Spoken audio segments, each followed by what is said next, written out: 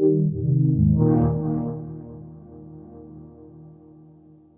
Boyan, and I come from Blacksmith Games Studio. Ryan, what are you showing here at Reboot, developed to 2018? I'm showing off my new game. It's Orc Run, and it's for mobile phones. So what are some of the inspirations behind this game? First of all, I want to say I love the orc animation. He looks so worried running away from these knights. Oh yeah, well, you know how in games, most usually you are the brave knight on mighty steed in shiny armor mowing down hordes of enemies in front of you.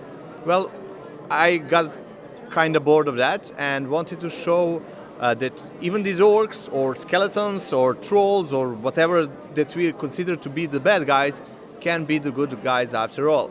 And this orc was just collecting mushrooms in the forest, and the knights were fighting some mean goblins nearby, and mistaking him for a goblin, they attacked. And now he's just trying to get away.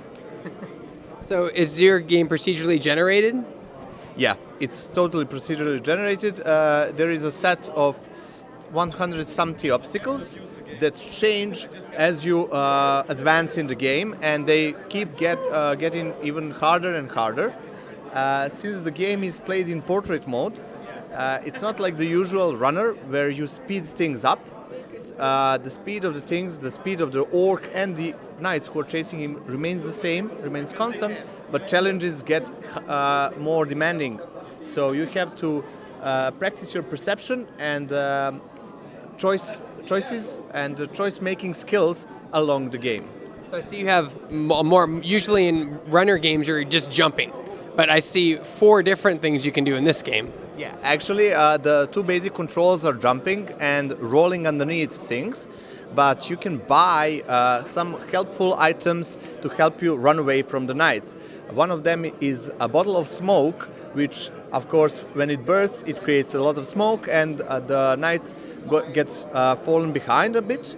And also there is a shield, and shield helps you brake when you got caught up on something instead of slowing you down.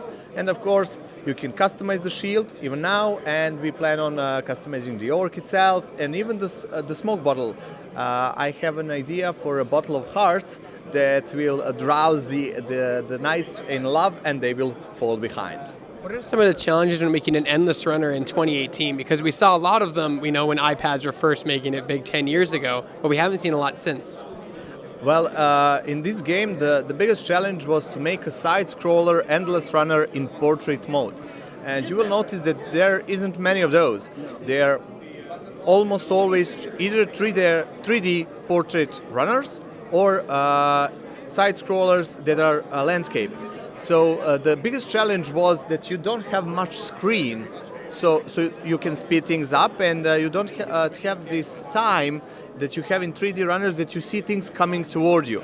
So we had to change a bit of a gameplay, up and down instead of left and right, like we're used to, and create challenges that require player to make harder decisions along the way. Maybe you will see some spiders that tend to go a bit down or a bit up, and you have to wait and train your perception to judge where it is going before it goes even there. So when does your game come out? What platforms will it be on? So basically we're thinking about mobile platforms mainly.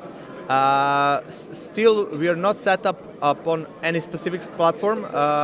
We would love to publish it both on iOS and Android, so as many players can enjoy it as possible.